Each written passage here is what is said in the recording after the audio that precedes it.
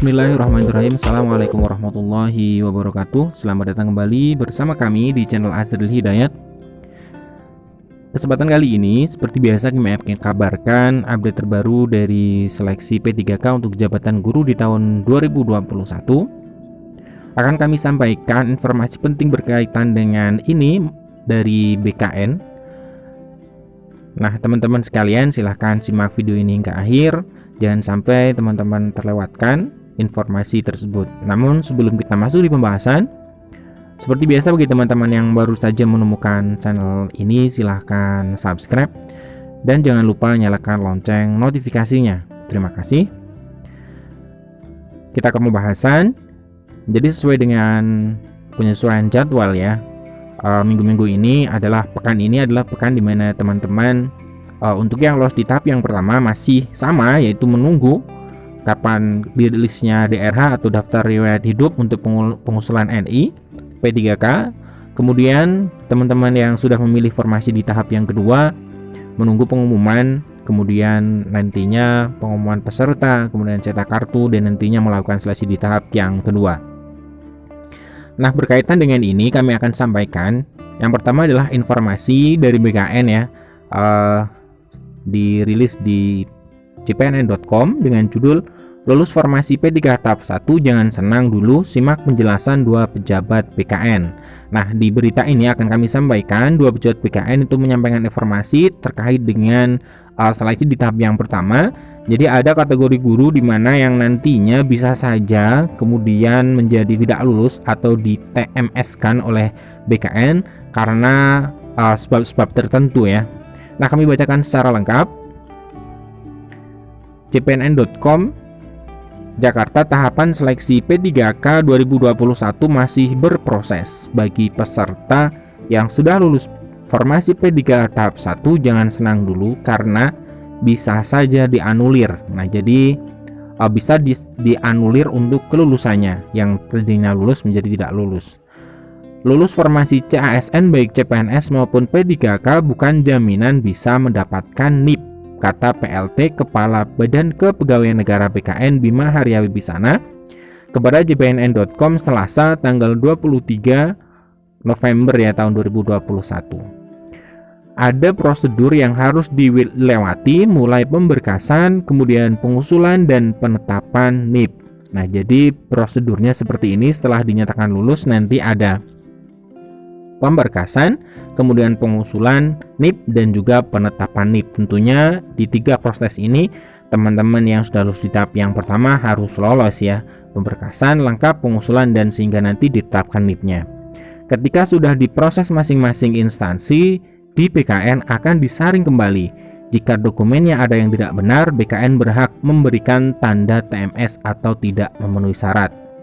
Nah, jadi di proses ini baik pemberkasan, kemudian tadi ya pengusulan dan penetapan, ini BKN masih berperan sangat penting di dalamnya dalam proses ini. Senada dengan hal itu ya, Deputi Bidang Sistem Informasi Kepegawaian BKN Bapak Suharmen menyebutkan dalam daftar nama peserta lulus formasi P3K guru tahap 1 ada yang bermasalah datanya. Salah satu contoh adalah peserta yang lulus ternyata berstatus guru swasta. Nama-nama ini kemudian diminta Dirjen Guru Tenaga Kependidikan Kemendikbudristek untuk di TMS-kan karena memang yang bersangkutan tidak boleh ikut tes P3K 2021 tahap yang pertama. Namun yang berhak menetapkan TMS adalah Deputi Mutasi BKN. Saya sudah menyurat kepada beliau mengenai masalah ini, ucapnya. Ini juga sebagai gambaran ya teman-teman bahwa memang sistem dari Kemendikbudristek belumlah dalam tanda kutip ya secanggih dari sistem CAT BKN ya, karena memang di Dapodik ternyata masih ada guru swasta yang bisa mengikuti di tahap yang pertama. Ini pun nantinya akan bermasalah karena Dirjen GTK itu telah melayangkan surat secara resmi kepada Kepala BKN yang nantinya akan ditindaklanjuti ya, bahwa peserta tersebut di TMS-kan. Nah, untuk diketahui, pasca pengumuman hasil Sangga P3 Guru tahap 1 ada banyak protes dari kalangan honorer. Jadi setelah pasca Sangga ternyata banyak juga protes dari honorer, dan ini menjadi warning ya bagi Kemendikbudristek, kemudian diajukanlah kepada BKN. Mulai dari keberadaan guru swasta yang bisa ikut tes dan lulus tahap yang pertama, kemudian ada tenaga kependidikan, tata usaha, pustakawan, laboran, dan PTT instansi lain ternyata lulus formasi P3K tahap 1. Ada juga PTT yang bisa mendapatkan afirmasi honorer usia 35 tahun ke atas.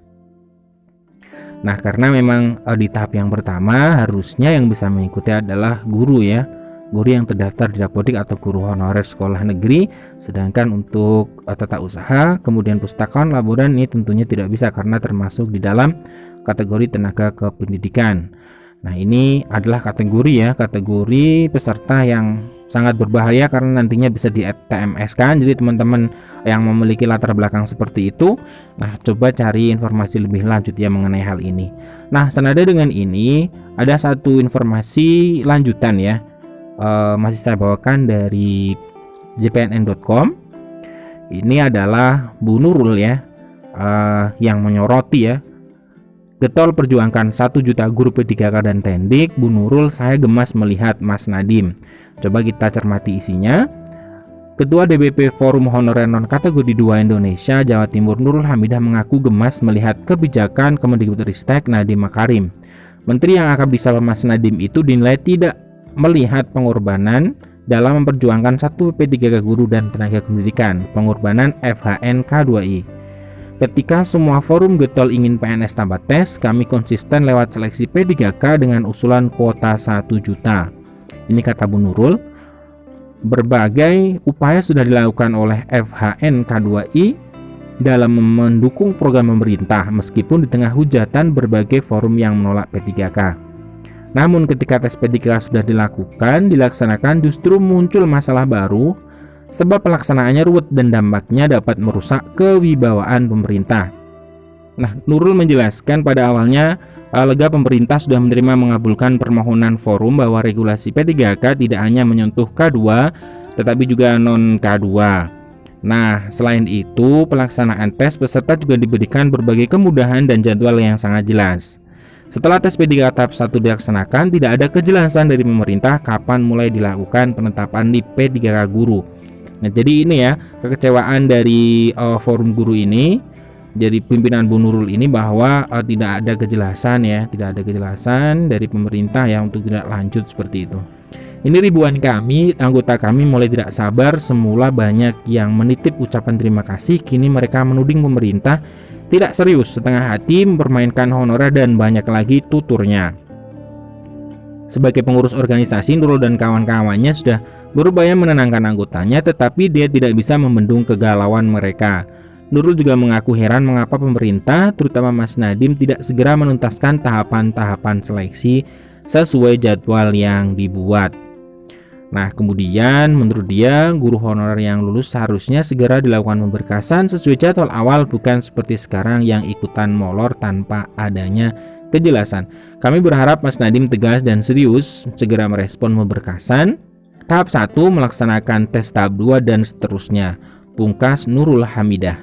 Ya, memang menurut kami secara pribadi, pemerintah dalam hal ini adalah Kemendikbudristek juga merasa serba salah ya kalau menurut kami, karena memang karena tuntutan para honorer kemudian